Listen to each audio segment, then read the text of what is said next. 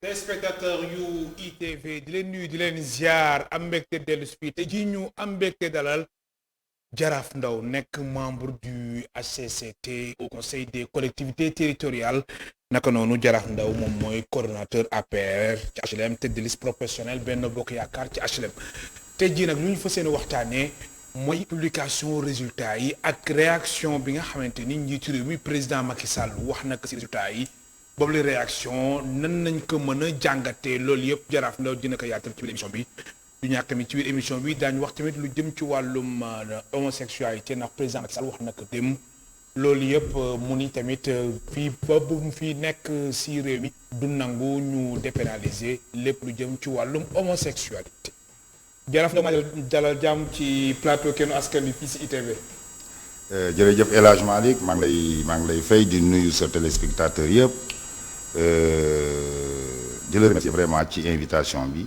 comme ni nga ko waxee ñaan yàlla nag émission bi yaatal bi. mu doon loo xamante ni dina am njëriñ pour askanu Sénégal. très bien mbokk téléspectateurs yi ma fàttali ñi seetaan ci canal 217 TNT 15 Eutelsat naka noonu ak TV Orange. alors dañuy tàmbali émission bi ñu déglu njiitu réew mi président Macky Sall ginnaaw ba mu doon recevoir imam yeeg ak ulema yi. ci lépp li xamante ni moo jëm si position am soxal wàllum homosexualité njiitu réew mi tamit àdduna ci élection locale yi résultat yi nga xamante ni gën na te Benno Bokk Yaakaar ndërmelu bu baax a baax ci réew mi rawatina fii si Ndakaaru président Macky Sall teewlu kàddoom ci micro waa RTS naka noonu ak Dakaractu. Sénégal maa ngi leen di sant d'abord ci élection yi ñu génn élection yu rafet si ni ñu ko organiser. élection yu rafet si ni ñu ko doxalee peuple bi yëpp jóg na woote ji ci jàmm ak salaam ñu xëy ba ñuy joxe résultat itam ku ne xam na la nga am ndax Sénégal dañu dépassé fu ñu sàccee ay élection ñun ñi si gouvernement bi la nga xam ne gañewuñ ko déggu leen ñu contesté loolu opposition bi tam la ñu gañe félicité nañ leen si ndax loolu mooy politique mooy démocratie man nag dama ne maa ngi santaat bu baax ndax majorité bi ma bàyyee fii ci bopp réew mi dafa changé gul ba tey te bu fekkee Sénégal si ñeent fukki département ak juróom-benn waxtu yu may wax ak yéen résultat provisoire yi jox nañu fanweer ak juróom-benn ba fanweer ak juróom-ñaar ñeent fukk ak juróom-benn loolu c'est plus de 80%. kon kay li ma gañewul mooy li ma amuloon.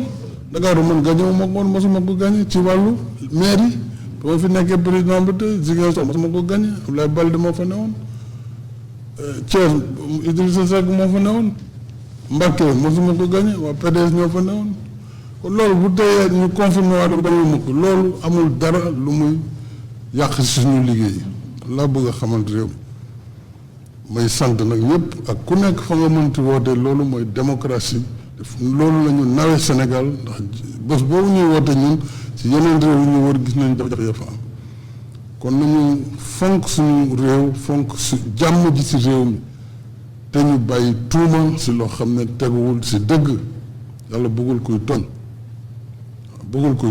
rawatina nag bu fekkee kuy mbuboo diine la. kon njiitu réew mi président Macky Sall. alors Jaraaf Ndaw yow nga nekk coordonnateur bu APR ci HLM membre du HCCT du Haut Conseil des collectivités territoriales alors ndërmeelu bu ngeen ndërmeelu ba tëdd ci suuf président Macky Sall suñ ko déggee dafa mel na moom jàpp na ni ndërmeelu amul. voilà merci beaucoup El Hadj Malick vous avez vu que dama la demander sax papier pour mën a noter. oui c'était pour bañ a pour noter ndërmeelu bi nga wax. xam nga comme man ak yow d'accord. xam nga comme man ak yow rek nga fi nekk jarul sax may jël note parce que da ngay wax ma tontu. oui mais pour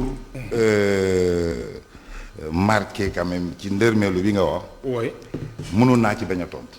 mais ndërmeelu am na wala. mënoon naa bañ a tontu ci ndërmeelu parce que président Macky Sall expliqué na ko boppam. expliqué na yéen journalistes yi aussi saytul ngeen seen bopp xam ngeen ni résultat yi tëddee.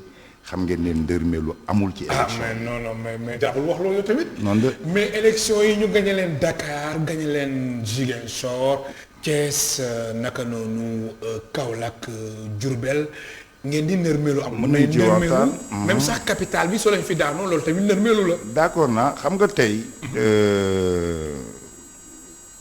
question bi daf may permettre. oui ma ubbi benn parenthèse. parenthèse bi ci kii nga xam ne mooy président Macky Sall. oui lii yëpp dafa am lu ko indi. lu ko indi. bu ñu demee ba aujourd'hui résultat yi am nit ñi di def débat ci ba xam ndërmeelu am na wala ndërmeelu amul ci loolu laay ñëw dafa am lu indi loolu. xam nga li indi loolu am. waaw mais lii du ndërmeelu. mais ma rek ma ñëw li indi loolu xam nga lan la. malheureusement pour le président Macky Sall. oui.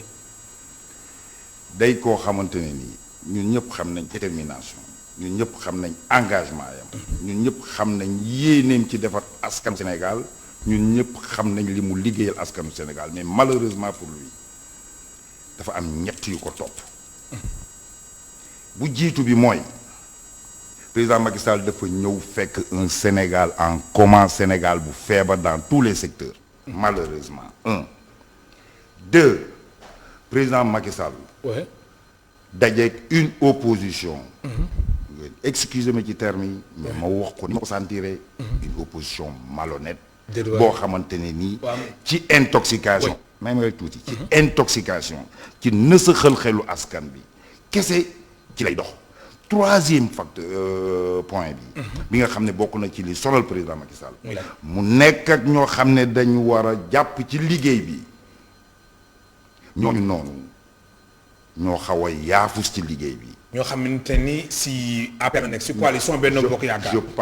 je parle de la mouvance présidentielle. Je parle de ces lieutenants yu war a ànd ak moom communication bi sooxee. oui moo tax tey nit ñi di poser wu la question ci ba xam ndërmeelu dafa am wala ndërmeelu amul. communication bi dafa sooxee. loolu mooy problème mu président Macky Sall ay lieutenants yoo xamante ni. qu'est-ce qu'il y a entourage président Macky Sall ngay wax wala lan. même dinaa ñëw coalition Benno Bokk Yaakaar si boppam. dinañ ñëw largement entourage président Macky Sall mooy coalition Benno Bokk Yaakaar. un ministre un DG ñooñu ñëpp entourage président Macky Sall la il faut que ñu arrêté ay ñi nekk palais kese.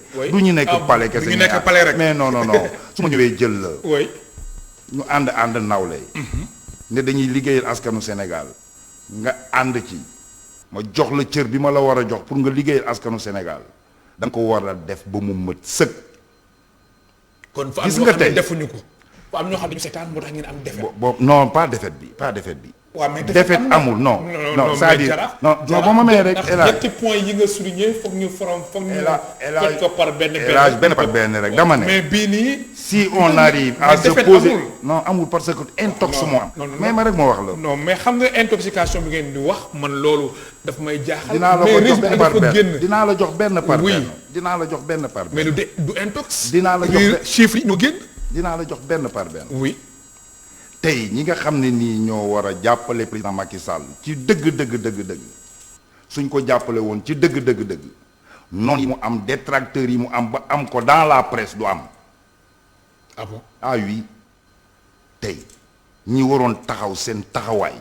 buñ ko taxawoon niñ waroon a taxawee. ennemis yi ñu créé le président Macky Sall.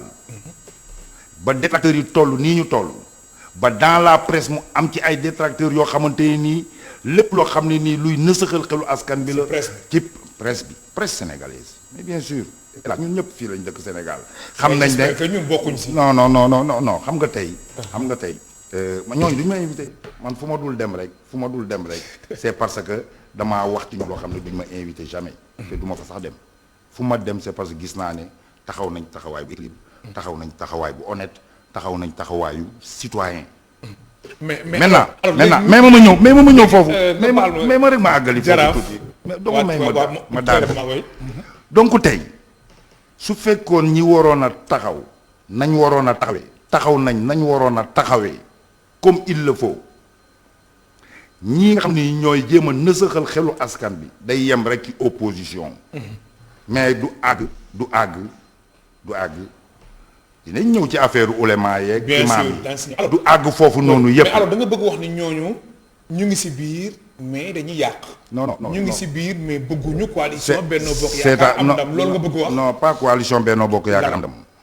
c'est-à-dire dañoo nekk si biir ànd ak président mu def ak ñoom li mu war a def ak ñoom jaar ak ñoom fi mu war a jaar ak ñoom.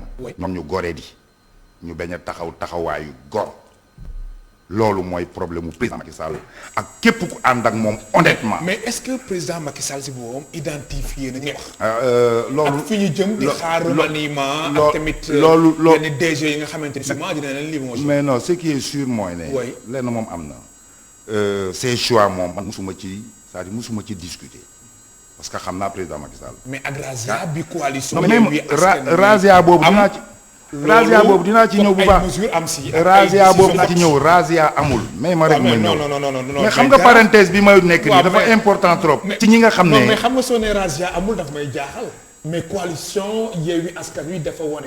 alors si Dakar alors si ay gox dañuy nangul dañu leen di nangul percée bi ñuy def dañu leen di nangul résultat yu ñu am. ñu félicité leen non mais ma rek ma ñu félicité leen maintenant ñu ñëw ci pourquoi. du perte comme ni ko président Macky Sall. lu tax El Hadj 2014. oui élection locale yu 2014. man maa ngi woon Benno Bokk Yaakaar benn commune muy Yoff moom la Benno Bokk Yaakaar gagné woon benn commune. 2014 une seule commune 2014. ñu ñëw 2022 Benno Bokk Yaakaar am. 4 communes. dans le département sur 19 une sur 19. oui mais ma kii. loolu défaite la. mais ma ak ngeen nekk si pouvoir bi am majorité bi. non dafa sur 19 ngeen am ñeent. loolu su nekkul défaite man ma wax la pourquoi du ma ko jàpp défaite. président Macky Sall en 2019 éliruñ ko à 100% ni à 80%. 58% lañ koy élire. oui n'est-ce pas donc am na ñoo xam ne ànduñu ak président Macky Sall.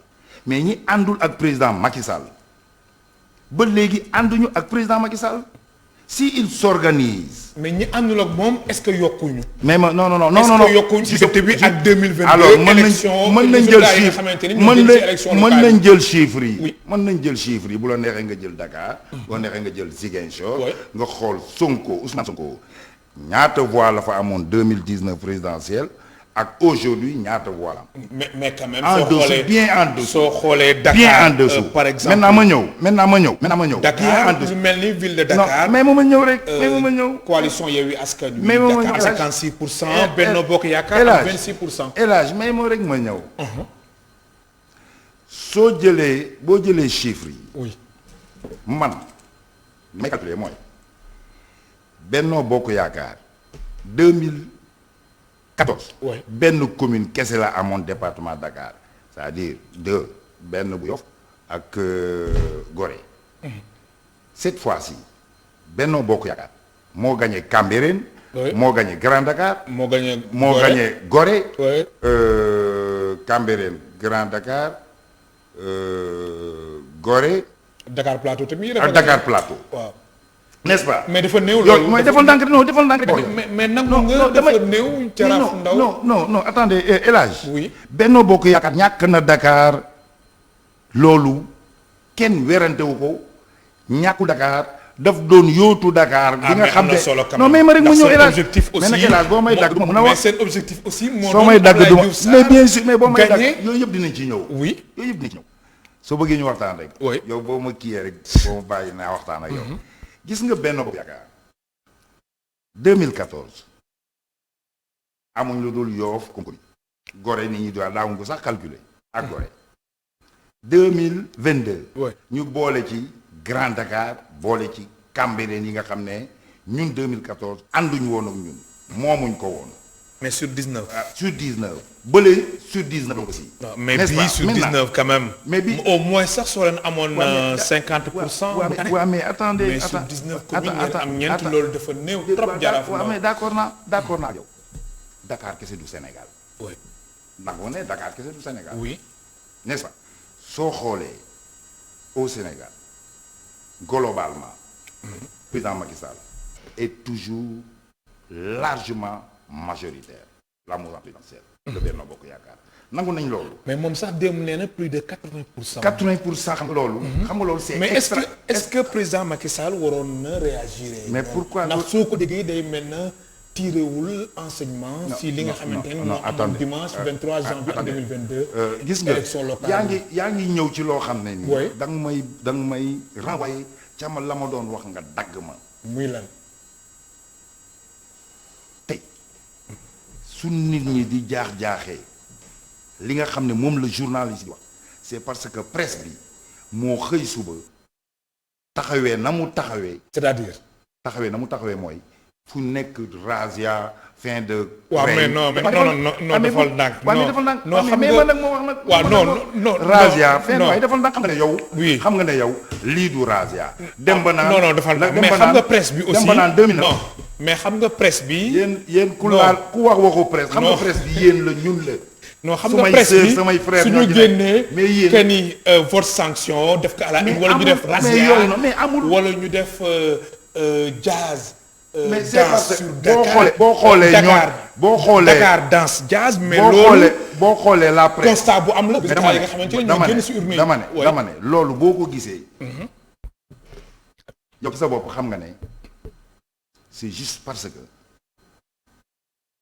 ña war a gérer loola ñoo taxawul nañ war a taxawee bi loolu amee ba pare la ñu soog a génn ku nekk dem naan di expliquer am nga président Macky Sall bu demee kon da nga bëgg wax ni président Macky Sall dafa am entourage am ak ñi amee communication maanaam dañu seetaan xam nga yow da nga ma posé question ma nekk ci nga dagg ma demaat feneen boo ma bàyyee li may wax non gis nga man li may wax dafay clair man du ma wax ak détour dama ne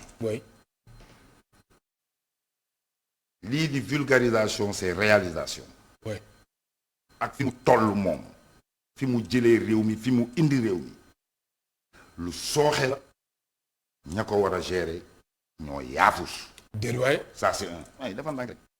deux lii nga xamante ne nii mooy détracteurs yi.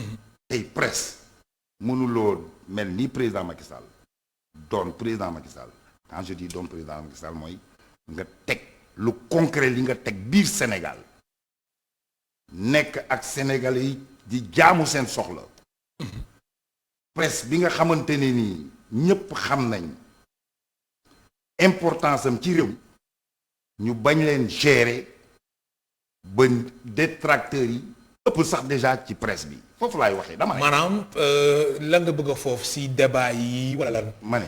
mais est-ce que tamit du yéen dafa am ñu nekk si biir si yéen. dama ne ñu nga xamante ne dañuy daw plateau yi. non ña ko war a gérer. ñu nga xamante ne dañuy daw plateau yi. loolu aussi des fois day am loolu noonu dinañ ci ñëw mooy manque d'engagement bi c'est-à-dire li ma wax dafa leer engagement bi moo manqué le sérieux ñëw ànd ak nit ànd ngor di dem ba jeex moo des loolu noonu bu amoon duñu woo kenn plateau ngay daw loolu noonu bu amoon dinañ gérer la presse comme il le faut parce que ñun xam nañ ne élagement bi Sénégalais ñi mere président Macky Sall mais mere wuñ ko ci lenn lu dul taxawaay bi nga xam ne nii dañ ko war a taxaw ci ñoom taxawuñ ko c'est ça la vérité. mais est-ce que du demande sociale bi moom moo sanctionné coalition Benno Bokk Yaakaar dinañ ñëw foofu askan bi est-ce que sonnul askan bi est-ce que tamit tàyyiwul dammul maanaam dund bi dafa cher dëkk bi dafa métti dinaa ñëw ci yooyu yëpp mais danga may dagg man dafa am lu important li ma bëgg mais xam nga aussi dama ne su ma deful nii mbir mi duñ si génn non man dama ne ndax am na yeneen laaj yu war a ñëw non man dama ne suñ demee ba aujourd'hui ñuy nattable ay victoire ay perte ay di tudd ay razzia di tudd ay fin de règne di tudd c'est parce que ña waroon taxaw nañ waroon a taxawee. oui. ñoo taxawul nañ waroon a. mais ñooñu même wala même ak façon buñ mënti taxawee. non su résultat yi génnee presse bi def analyse am. mais presse bi aussi liggéeyam la ñu def. à la une ni razzia def aussi votre sanction. ku nekk ak titre bi ngay titré mais man ma ne la. oui man xam naa ne président Macky Sall malheureusement. ñi ko war a taxawu comme il le faut. taxawuñu ko comme il le faut. ñi koy taxawu comme il le faut dañ ko sori trop. malheureusement. kon ñi ko taxawu ñi ko waroon taxaw comme il le faut ñooñu dañ fa war a jógee. non c'est-à-dire dañ fa war a jóge. gis nga loolu nga bëgg a wax. gis nga boo demee ba atteindre say limites. oui. yaay gore. nga labiir. nga yaatal. nga xool ñi mën a def liggéey bi. nga boole leen ci ñu def liggéey bi comme il le faut parce que ànd nawle lañ doon ànd. kon ñooñu dañuy aakimu affaire yi.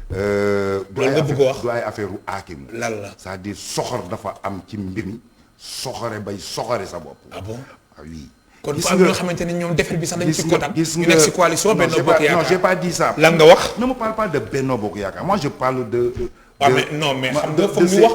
foog ñu wax aussi Benno Bokk Yaakaar ndax coalition bi. moo demoon ci. élection locale yi même sax fekkee ni am na ay liste parallèle yu am. Dakar ak si région yi. élagement yi foofu dinañ ci ñëw. élagement yi li am ba am mooy. Benno Bokk Yaakaar. oui.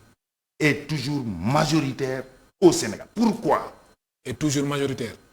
largement majoritaire. largement majoritaire. wallahi maintenant mais est-ce que loolu aussi est-ce que loolu warul woon feeñ ci résultat yi tamit. mais feeñ na ci résultat yi justement. mais nan la feeñ résultat yi. moo tax président ne la gagné nañ à 80%. voilà pourquoi. mais est-ce que nekkul menace ak élection législative. non non mais may ma rek ma ñëw El Hadj ndànk rek yow tamit tey li nga xam ne mooy. li opposition bëgg a dugal ci xelu askan bi. def intoxication. si ban fànn. mooy fii fànn bi ñu def intoxication. ne élection yi Benno Bokk Yaakaar daf ko ñàkk président Macky Sall mu ngi ci fin de règne président Macky Sall boo ko xoolee mook Abdoulaye Wade en 2009 la dama bëgg ñu xam leen. gis nga El Hadj président Macky Sall du président Abdoulaye Wade. oui. le Benno Bokk Yaakaar la mouvance présidentielle du mouvance bi fi nekkoon au temps d'Abdoulaye Wade n'est-ce pas c'est une forte coalition boo xamante ne nii moom président Macky Sall empruntam la bàyyi. la teg. dafa liggéeyal askan bi. maintenant suñu demee. ba ñëw bàyyi. L'opposition mu bëgg a gëmloo noonu askan bi presse bi une partie de la presse ànd ci c'est parce que. non mais presse bi liggéeyam lay def mais ma rek tey ñëpp xam nañ ne li ñu bëgg a gëmloo askan bi. ak li am amul. ak li am amul. waaw li ñu bëgg a gëmloo seen askan bi. lan lañ askan bi c'est différent. mooy c'est-à-dire bëgg voiler affaire bi. ne Benno Bokk Yaakaar dafa ñàkk élection yi mais ba léegi da nga ma mayul ma wax la pourquoi Benno Bokk Yaakaar ñàkkul élection yi. waaw lu tax ñàkkul élection yi Benno Bokk Yaakaar ñàkkul. ma da fekkee ñàkkoon élection yi loolu jaaxal na ma ne. non mais xam nga tey. ndax foo xamante ne da ngeen ñàkk Dakar. ñàkk Ziguinchor ñàkk Thiès Kaolack Diourbel quand même. ma ne la loolu ay ville yu mag la. ma ne la président Macky Sall Sénégalais yi. voté luñ ko woon à 100%. 58% la gagné woon. donc am na ñoo xam ne ànduñu ak président Macky Sall. waaw mais ak li nga doon expliquer sànq. mooy réalisation yi nga doon wax. kon kay ñi ko bëgg waroon na mën a yokk. da nga may dagg trop rek da nga may dagg. mais ñi ko bëgg waroon na gën a mën a yokk. ba léegi da nga ma bàyyiwul ma àggale. xam nga ne yokku nañ bu baax a baax tu sais pourquoi ñu yokk. aujourd'hui commune boo dem la mouvance présidentielle ña nga xam ne nii. ñooy. le Benno war a ànd suñ àndee nga cumuler les voix nga xool on prend l'exemple sur ma commune. ñoo daan si ñëw sax. boo xoolee tey ñi nga xam ne ñooy ànd en 2019 ñëpp di réclamer wu ne ñoom Benno Bokk Yaakaar lañ bokk. ndax présidentielle lañ bokk. am nañ fa 4 listes yoo xam ne àndul ak Benno Bokk Yaakaar. 4 listes. yoo xam ne bokkul àndul ak Benno Bokk Yaakaar donc 4 ak Benno muy 5. liste yoo xam ne man leer na ma ne. Benno Bokk Yaakaar lañ bokk. parce que dañuy réclamer que ne ñoom ci famille Macky Sall lañ bokk. très bien tey boo xoolee loolu. boo xoolee ma daaneel foofu tey boo xoolee loolu. voix yi yu 5 coalition yooyu noonu. 5 listes yooyu noonu. mais dañuy romb Yewwi Askan Wi. de très loin lañ koy raw c'est-à-dire man dama lay wax ci lu concret. ci lu concret. Benno Bokk Yaakaar est encore largement majoritaire maintenant ñun ñu xaar ba opposition bëgg na saxal xelu askan bi gëmloo leen le contraire ñuy soog a jóg loolu mooy li doy waar loolu mooy mën a xariman. ma fàttali suñu mbokk téléspectateurs yi ñu ngi dalal Jaraaf Ndaw nekk membre ci HCCT au conseil des collectivités territoriales coordonnateur APR HLM tête de liste professionnelle Benno Bokk Yaakaar ci HLM. alors est-ce que résultat yi aussi reflété wul que ni président Macky Sall dafa def ay mauvais choix tànneef bi tànni ñi ñu jiital moo tax sax ba ñi nga xamante ni ñoom dañ wóogul seen bopp amal lu ñuy wax liste parallèle kon liste parallèle yooyu ñi si gagné est-ce que ñoom suñ toogoon ni tekkaaral kon défaite bi du gën a graaw du nekk catastrophe. alors man kooku beneen ci beneen angle laay def analyse bi. muy lan. dem liste parallèle bi déjà dem liste parallèle bi. oui. dama leen koy accepter mais duma leen ko nangul. doo leen ko nangul. duma ko nangul mais am na ñu dem am liste parallèle. ba pare Jaraaf Ndaw ñu gagné. d'accord naa. waaw d'accord naa. ñooñu noonu dem liste parallèle gagné. le choix bi président Macky Sall def suñu àndoon ak kooku gagné également. suñu àndoon ak kooku. bu ñu àndoon ak kooku gagné également. tu penses. dañu gagné largement. c'est-à-dire mënuloo ñu def choix ci man. oui. nga bañ a ànd ak man. nga demal sa bopp. am nombre de voix yi nga am man ma dem am nombre de voix yi ma am nga gagné ba pare ñuy laam-laamee ne buñ àndoon man ak yow boole suñu voix duñ gagné dama ne caaxaan la c'est pas c'est-à-dire c'est pas sérieux. kon ñu waruñu woon am liste c'est pas parallèle. sérieux dès l'instant que le président Macky Sall. ah mais suñu président leader. aussi nit la aussi mais nag El Hadj da nga may dagg tuuti. waaw mais président aussi C'est mën vrai que na juum mën na si choix yi. mën na juum ci choix. d'accord na. oui. mais dama ne ñun on est une coalition. L'APR est un parti. ñu am un leader. leader bi fi mu war a jaar ak la coalition yépp mu jaar fa ñépp xam nañ ne président Macky Sall tient au Benno Bokk Yaakaar. président Macky Sall jox na Benno Bokk Yaakaar cëram. ba jox leen lu ëpp. c'est-à-dire bay handicaper même son parti. ah bon. ah oui maintenant su fekkee ne ni ce leader là def na un choix. oui. man li ma gëm mooy da ngay topp choix bi mouiller le maillot même bu fekkee xam nga ne boo demalee sa bopp gagné àndal ak discipline nga dem ci choix bi nga respecter choix bi nga ànd ak ki ñu choisir ngeen ànd. maintenant mais le problème Jaraaf. yooyu dafa am ay problème non le problème moom mooy fekkee ni président Macky Sall choisir exemple yow choisirul keneen mais kooku nga xamante ni choisirul ko jàpp ni moom moo la ëpp doole mais loolu tamit problème la mu leer que ni su bokkee ci élection yi dafay gagné. waaw mais xam nga loolu mooy li ma la wax rek. oui. kooku xam na ne man de ma ëppee doole. oui. ñu choisir ko leer na ko ne dooleem ji ma ëpp. ak sama le peu que j'ai bu ñu àndee gagné également c'est-à-dire dañu war a gore ci ànd bi ñu war a sérieux ci ànd bi. mais lii aussi maintenant lii aussi dafay wane ni guerre de positionnement. mais dafa am mais maintenant bu doy waar bu am ci biir coalition Benno Bokk Yaakaar dafa am question bi ma doon xaar mais da nga ci ñëw. oui ban la yow li ngay wax nii. dafa am loo xam dafa laaj jàngat. oui ban question nga doon xaar. gis nga le choix. oui gis nga choix bi. oui. mais nañu sax posé nga ko gis nga choix bi. question boobu kay posé naa. voilà gis nga choix bi. oui.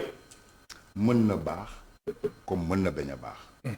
mais choix dañ koy accompagner élagement bi suñ defee choix ci kenn même bu fekkee xam nañ choix bii nii du bi baax man gëm naa ne ñoo majoritaire partout woowal nit ñi ñu toog ngeen jox leen orientation choix bi fi nga xamante ni fa lay bonee moo nga def un choix ba pare bàyyi nit ñi ku ci nekk di def lu ko neex te recadré wu leen woo leen wax ak ñoom président Macky Sall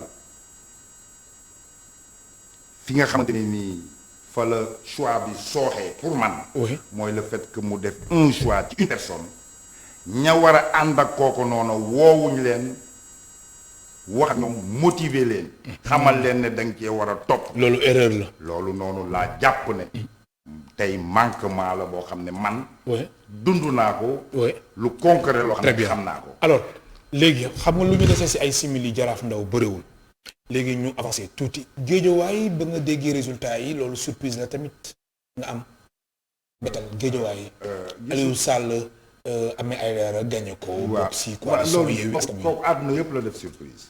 waa Géejawaay seen bopp sax def na leen surprise waa Géejawaay seen bopp xam nañ ne non la ñu def dañu def lu leen neex rek. non si dañ leen koy respecté nag. mais loolu ñëpp xam nañ ne wax dëgg fa yàlla. surprise la wax dëgg fa yàlla loolu moom. waaw mais coalition bi moo gagné. coalition bi mais boo xoolee Géejawaay. lu tax si sa gis-gis boo xoolee Géejawaay. boo xoolee Géejawaay foofu laa mën a accepté ñu ne peut-être sanction am na. Géejawaay. foofu laa gëm.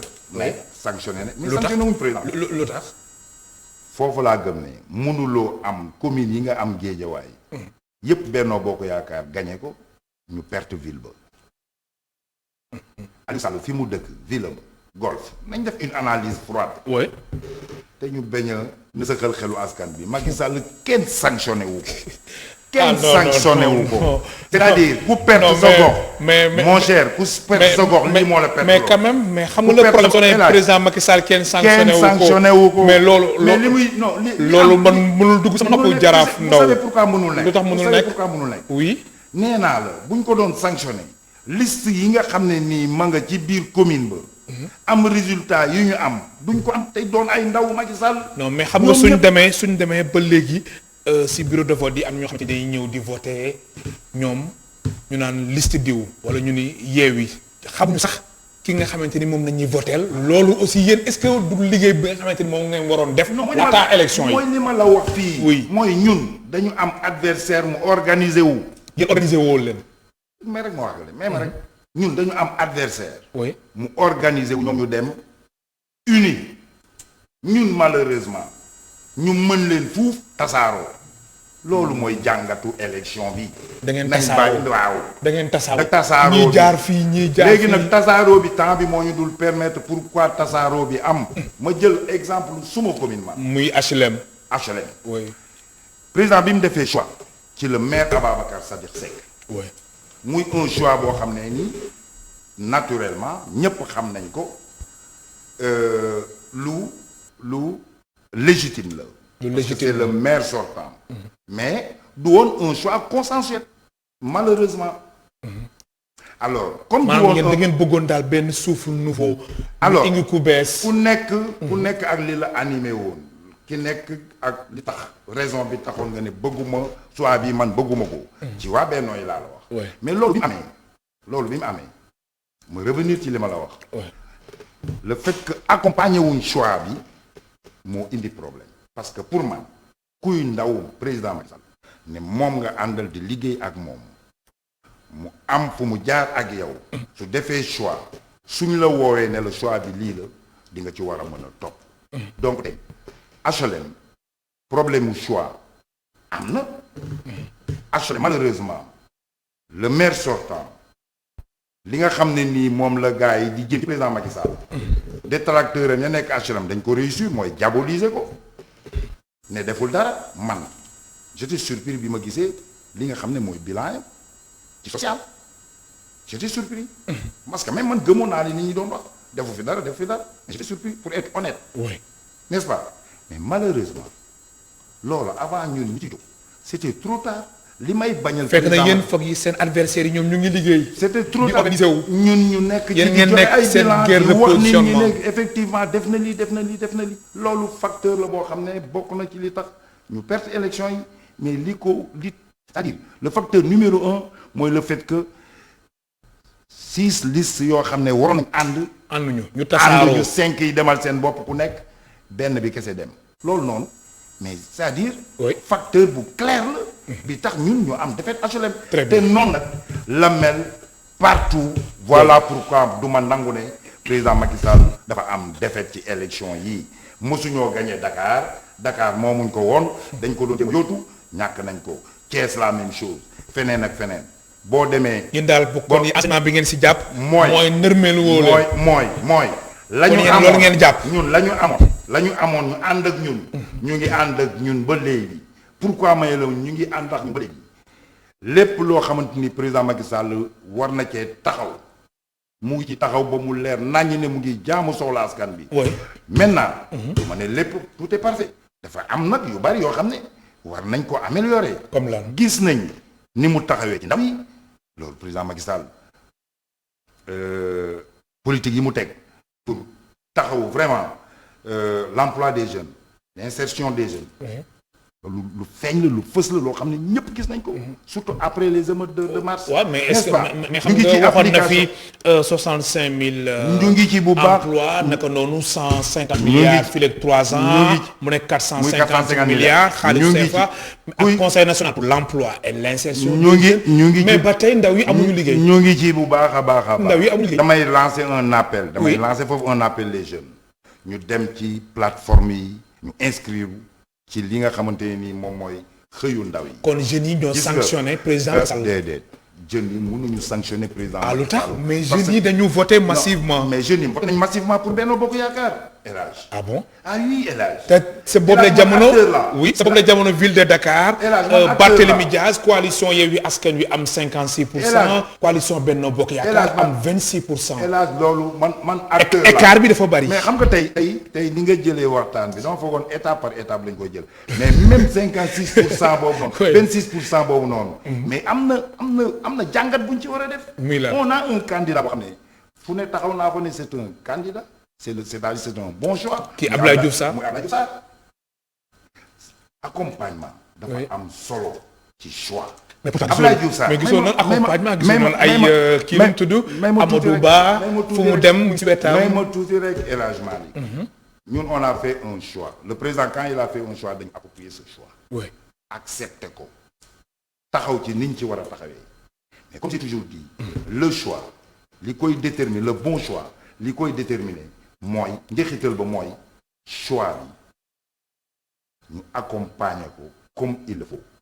accompagnement nag du ne président moo war a accompagner le choix wala élagement li wala mais ki nga xam ne dañ def choix ci moom ci boppam mais taxawaayam dafay am solo ci li nga xamante ni mooy choix bi. moom Abdoulaye Diouf Sarr malheureusement l'enthousiasme bi nga xam ne moo waroon a am au sein de Benno au sein de l'APR. oui pour accompagner ko amul pourquoi parce que taxawaayam a baaxul. taxawaayam mu baaxul. est-ce que dañ ko seetaan wala. non xam nga tey. El Hadj bu ma ñëwee. nekk ci benn combat. bu ma la ci boolewul fa ngay toog. tàllal sama tànk. loolu feeñ na ci lii. tàllal sama tànk mel ne kuy seetaan télé. loolu feeñ na. am na ñoo xam ne mën nañ loolu mais am na ñoo xam ne mënuñ loolu. am na ñoo xam ne président Macky Sall la ñuy xool. am na ñoo xam ne Benno bi la ñuy xool.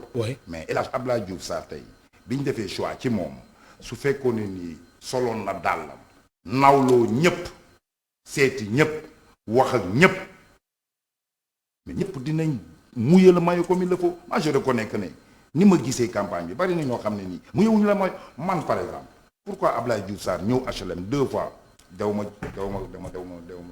ci événement bi. lu tax c'est ça. la moo tax demoo mais c'est parce que man Jaraaf Ndaw. oui lu ma impliqué wul. su fekkee ne lii. maanaam kenn boolewul la si. man loo ma boolewul. mais est-ce que aussi. temps da ngeen war a xaar ñu boole leen si. mais dem nañ. ñu ngi dem ndax yéen a bokk parti bokk coalition quand même. dafa am yoo xam ne. oui c'est-à-dire le minimum mooy. ki nga xamante ne nii sa camarade la. ki nga xam ne sa camarade la. oui au moins bu la woowee téléphone nga jël ko bu la envoyé message nga jël ko surtout loo xam ne ci cadre élection la. ci liggéey bi la da ngay woote kenn du la jël message kenn du la woote pour keetal diw. woote pour jëlal diw dafa kat ba may woote man ñu may bañ a jël. c'était pour monsieur le ministre woowal diw dafa mer waxtaan naa ak moom ba cadré ko yow rek la jël. te kenn jëlul la. ñu bañ ko jël dama ne gis nga perte bu Dakar beeg bu maanaam nërmeelu bi ngeen bañ a dégg. gis nga yooyu noonu mooy nërmeelu bi bu ci nekk. oui buñ ko imputer président Macky Sall il n'en est pour rien du tout. le Benno Bokk Yaakaar est largement majoritaire à Dakar et au Sénégal mais acteurs yi nga xamante ne nii. mais est-ce acteurs yi nga xam ne ñoom lañ responsabilisé. ñoo war a xoolaat seen taxawaay. mais yéen tamit est-ce que doo leen defaraat seen taxawaay. ak élection législative yi di ñëw. mais loolu am na ba pare xam nga tey ñun par exemple HLM. mais automatiquement après élection ñi war a ànd bokku camp commencé nañu waxtaan loolu day am président Macky Sall bu soxlaa ñëpp taxaw problème mu ngi am ci ay Ablaye moo soxla wala El Hadj moo soxla wala Jaraaf moo soxla mais président Macky Sall bu soxlaa ñëpp dinañ taxaw comme il le faut coalition Benno Bokk Yaakaar si elle est unie amul coalition bu muy taxaw. très bien alors Jaraaf lu ñu dese si ay simili daanaka jeex na ñu aborder benn point bu nga xamante ne président Macky Sall dem àdduna ko ba muy recevoir imam yeeg ulema yi mu coow borom ñaari tur yi coow li nee na kur président Macky Sall nee na lu ko metti mooy fa am ñuy jaxase xelu askan bi dafa am ñi nga xamante ni dañ koy utiliser di ko politiquer. alors loolu président Macky Sall soo ko tuñ ko dégloo dem nga xam ni kii xol bu jeex lay waxee. c'est-à-dire mais est-ce que aussi position waru gën a claire comme nu ko Mamadou Lamine Diallo defee sànq si tweet bu mu bind sànq. El Hadj. oui El Hadj ñëpp ay sénégalais lañ. c'est-à-dire xol bu jeex. oui da nga ne ku dégg ni muy waxee nga xam ne xolam dafay jeex. ku désolé nga dégg mu wax. oui désolé pourquoi parce que li nga xam ne dañ ko am muy lu am solo. muy dem na sax ba ni am na ñoo xam ne dañuy utiliser diine bi mais moom laa la wax muy diine bi muy imam yi bu ñu demee ba ñooñu doon victime lañ ñooñu noonu na saxal nañ xelu askan bi ñooñu noonu intoxication bi ñu def ci ñoom man dama leen di jàpp comme ay les dama njëkk a wax ne la dafa am problème président Macky Sall ma boole ci benn point bi malhonnêteté opposition bi nga xam ne moom la dajeel ñuy nekk ci di intox ñuy nekk ci di nësaxal xelu askan bi ci lépp bu ñu demee ba loolu ñu jël ko élection di jub ñu yëkkati ko nañ xool bu baax ña ko yëkkati ñan bu ñu yëkkatee lu mel noonu mu doon loo xam ne mën na indi jéey ci Sénégal te yow yëkkatiwuloo ko pour dara lu dul fexe ba Macky Sall ñàkkaay élection dafay doy dañu war a xoolaat suñu taxawaay. mais est-ce que ni président Macky Sall désolé. oui yow El Hadj Malick noonu nga désolé. parce que xam nga ne ñi ko yëkkati la ñuy wax dara amu ci. mais dañu bëgg a nësagal mais est-ce que askan position warul gën a leer comme nu ko Mamadou Lamine Diallo bindee jëm ci wàllum proposition de loi bi. maintenant ma ñëw ci loolu maintenant ma ñëw ci loolu. président Macky Sall fi mu fekk code pénal bi. ak code de procédure pénale bi. fa mu ko fekk. li ci nekk fii la ko fekk. changé wu ko ñun ñu ne suñ code pénal li mu wax dafa leer ci affaire homosexualité moom li mu ci wax mooy kenn du ko dépénaliser tant que man Macky Sall maa ngi ci réew mi jiite réew mi lii kenn du ko fi daganal. mais Mamadou Lamine Diallo tontu na ko ni que même su fi jugee ki koy remplacer par exemple kooku moo tax mbir mi dafa war a leer. waaye non mais dama ne ki koy remplacer même bu fi jógee ki koy remplacer bu dee un sénégalais bu mel ni président Macky Sall gëm réewam gëm culture na Macky Sall taxawee noonu lay taxawee Mamadou Lamine Diallo xam na ne un sénégalais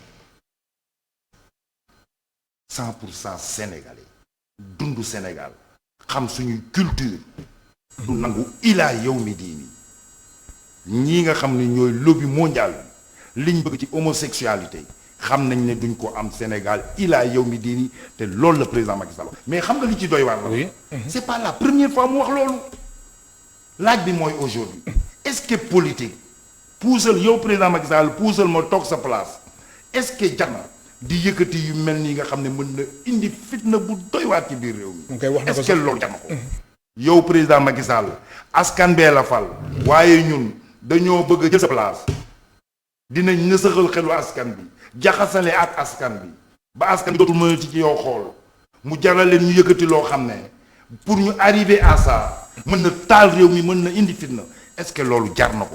voilà la question. maa lay gërëm baax di la sant Jaraaf Ndao. jërëjëf El Hadj.